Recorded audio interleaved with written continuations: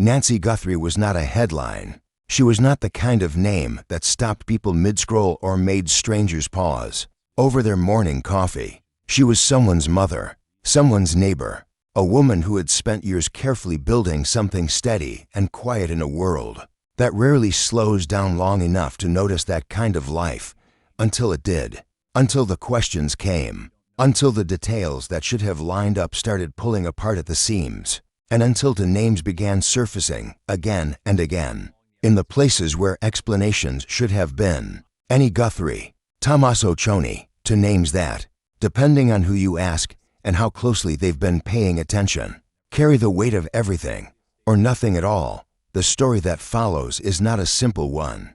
It never was. From the earliest stages of this investigation, those looking closely found that the surface of this case did not match what lay beneath it. People who presented themselves well, people who said the right things, people whose individual accounts sounded reasonable until you held them next to each other, and the cracks appeared. There are no clean endings here, no moment where everything clicks into place and the confusion lifts. What exists, instead, is a trail, long, winding, and unfinished, a trail of decisions that were never adequately explained, questions that were raised and never fully answered, and a woman whose story deserved something far better than the silence that surrounded it for so long. This is not about pointing fingers recklessly or chasing a conclusion that the facts don't support. It is about following the evidence carefully, sitting with what is known, acknowledging what isn't, and paying honest attention to what investigators and those close to this case have said. It appears to indicate, quietly, and with the kind of patience that the truth tends to require before it finally shows itself. Nancy Guthrie was the kind of person who held things together, not the kind of person anyone would say that about loudly or with ceremony, but the people who actually knew her, who saw her up close across years, described her with a particular kind of steadiness in their voice. She showed up. She carried weight without making it visible. She made decisions with care and kept the people she trusted inside a close, manageable circle. Those who knew her personally described someone who was perceptive in a way that went beyond surface-level awareness, someone who read situations and people accurately, who noticed what others overlooked, who rarely said anything without meaning it. That kind of person takes a long time to build themselves. It also means, in certain circumstances, that deceiving them is not easy. It takes patience. It takes proximity. It takes someone, or more than one someone, who understands exactly how that kind of person thinks and what they trust. Her family relationships carried the complexity that most real family relationships carry, not the dramatic fractures that make for obvious narratives, and not the effortless warmth that people perform for photographs. Something more honest and harder to describe, the kind of dynamic where things were sometimes good and sometimes distant, where words were sometimes exchanged and sometimes withheld, where love existed alongside the particular friction that accumulates between people who have shared years of life together. Annie Guthrie, her daughter, had been a shifting presence across those years. The nature of that relationship, what it looked like behind closed doors, what it carried that outsiders couldn't see, that would eventually become impossible to separate from everything else that unfolded. Tommaso Cioni arrived with a certain quiet ease. He was not a dramatic presence. He did not announce himself loudly or draw immediate suspicion. His connection to Annie was already established, but the closeness he developed to Nancy's world, to her finances, to her decisions, to the rhythms of her daily life, grew gradually, according to those who have followed this case. At the time, none of it registered as alarming. There were no sirens, no moments of obvious intrusion, just a slow, almost imperceptible rearrangement of the people and pieces surrounding Nancy's life until the day something finally changed and people began looking back at all of it differently. The first sign that something was wrong did not arrive with noise. It almost never does in cases like this. It arrived in the gaps, small inconsistencies between what Nancy had told people and what those same people were later told had happened. Financial records that prompted questions from those who reviewed them. Decisions attributed to Nancy that people who knew her well, people who understood how she thought and what she valued, said simply did not sound like her, did not reflect the way she had always approached her affairs, did not match the careful, deliberate version of herself she had built across a lifetime. According to those who followed the early stages of this case, concerns about Nancy's finances surfaced before the full picture had taken shape. Accounts that had remained stable for years began showing unusual movement. Paperwork appeared that documented arrangements supposedly agreed to by Nancy, arrangements that people close to her looked at and questioned, not because the paperwork wasn't real, but because the choices it reflected didn't align with what they knew of her judgment. Investigators, according to reports, began examining a question that is difficult to raise and impossible to ignore once raised: whether the decisions attributed to Nancy during a certain period were genuinely hers, whether she had made them freely, with full understanding, or whether she had been guided toward them, pressured, perhaps, or slowly maneuvered by people whose access to her life gave them influence she may not have fully recognized. That distinction is not a small one. It is the difference between someone steering their own course and someone being led to believe they are, while the actual wheel belongs to someone else. Annie Guthrie's name emerged consistently during this stage of the investigation, not as a peripheral figure, not as someone on the edges of the picture, as someone central to it, a family member with access, with influence, with a presence inside Nancy's day-to-day life that, according to reports, extended into areas of significant financial consequence. No official conclusions were drawn at this point. The investigation was still taking shape, but the pattern of her appearance in the financial record was something those examining it could not move past. Tommaso Cioni's presence in the picture was different in character, but not in proximity. Questions were raised about specific decisions he may have been involved in, about communications that took place around financial movements, about what he was aware of and when. His relationship with Annie placed him inside a set of circumstances that were, according to those familiar with the investigation, now under meaningful scrutiny.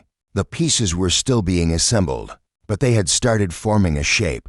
Then came the point, and every case like this has one, where the questions stopped being manageable, where they outgrew the careful rooms where lawyers speak in measured phrases, and investigators document observations in precise language, where the weight of what was accumulating became something that was difficult to look at, and also difficult to look away from. The financial irregularities, according to investigators, were not small-scale. They were not the kind of errors produced by carelessness or confusion. The patterns, as they were described by those examining them, pointed towards something more deliberate: transfers, redirections, movement of assets in ways that raised serious, documented concern about whether Nancy had genuinely been the one directing them, or whether she had simply been the mechanism through which someone else's decisions were being executed. That framing is careful and intentional, because no official determination was reached, but the concern was real, and it was documented. Annie's access during the period in question was described, according to multiple accounts, as significant, and according to those same accounts, that access was not fully visible to others in Nancy's life. The people who might have raised questions, who might have slowed things down, who might have asked to see what was happening and why. The decisions that shaped Nancy's financial future during this time were not made in the open. They were made in spaces that others could not easily examine. That may mean nothing on its own, or it may mean a great deal. The investigation continued precisely because of that uncertainty.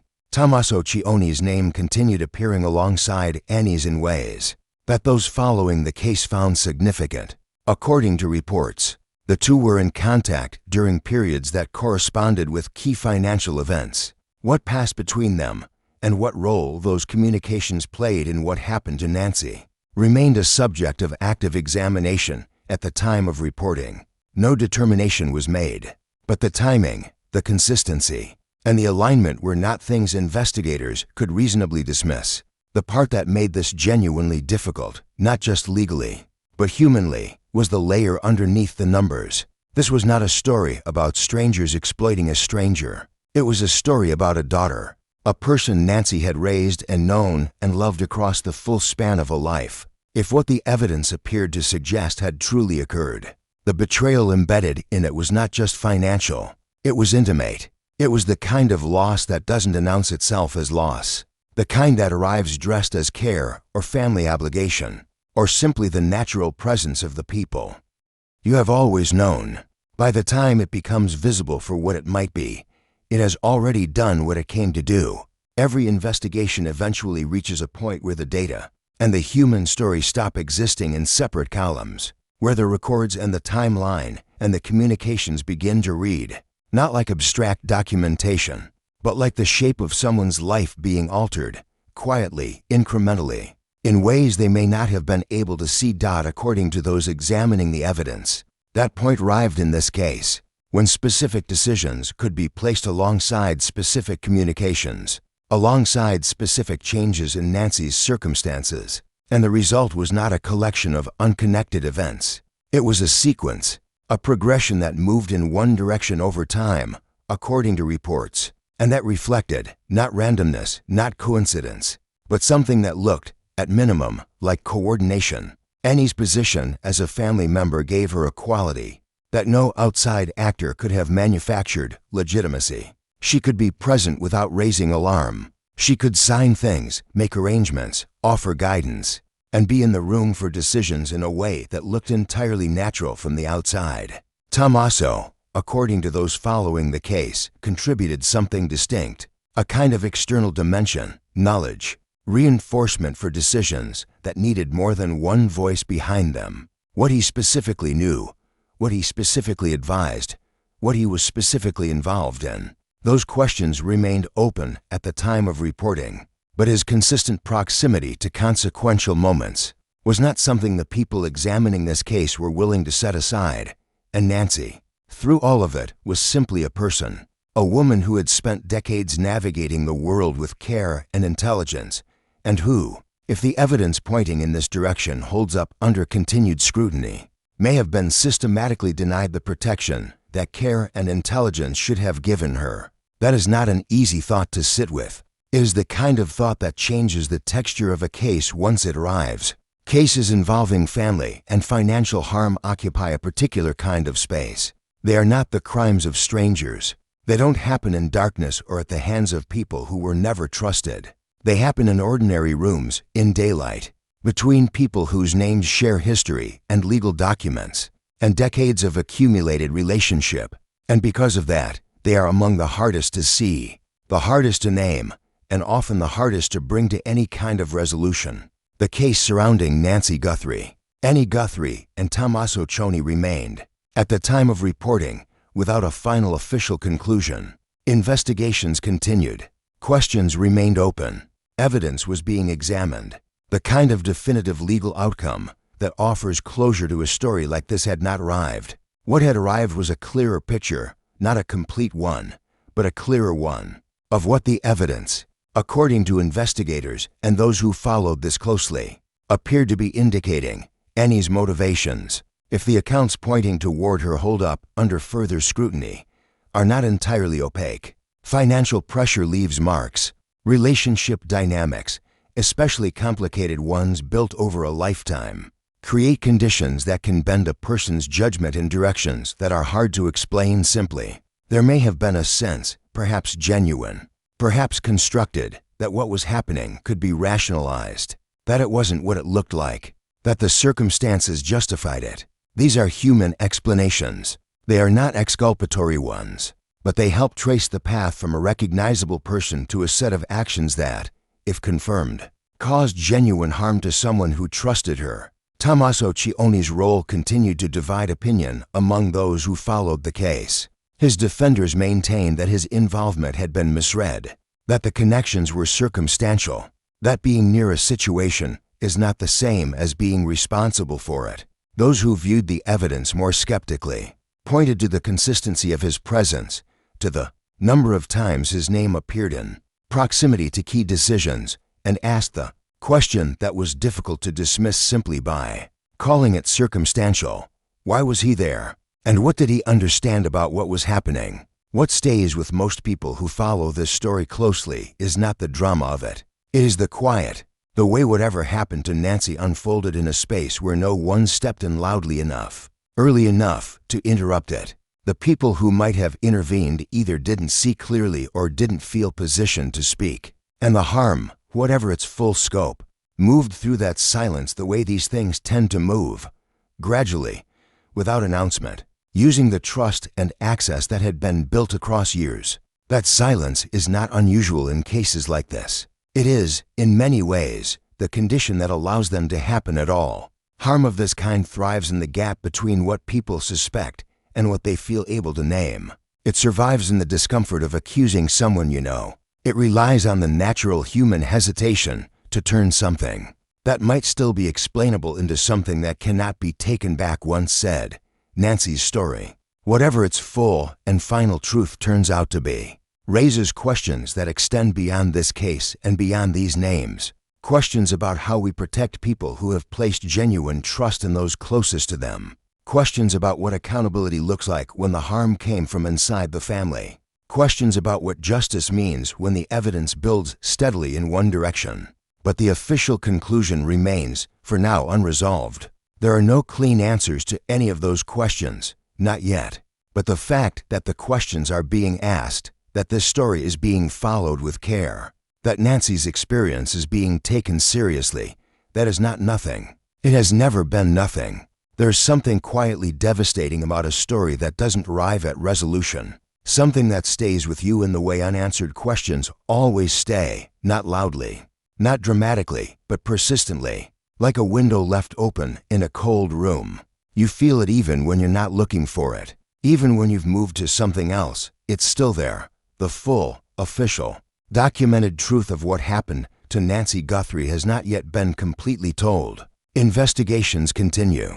Evidence sits in files. People who hold more of the story than they have shared are living their lives somewhere, carrying whatever it is they carry. The resolution that would allow this to close has not arrived, but evidence, according to investigators and those who have followed this case with sustained attention, has moved in a direction toward Tommaso, toward a pattern of decisions and communications and access that, when held together, resembles design more than it resembles coincidence. That is a careful thing to say, and it is meant carefully.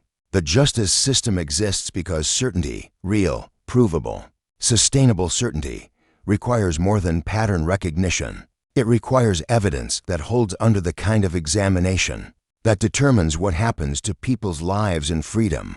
That process has not concluded, but looking away from what the evidence appears to show is not honesty. And what it appears to show is a woman whose trust was used as a point of entry, whose security was quietly moved out from under her, whose voice, in the moments that mattered most, appears to have been made smaller than it should have been.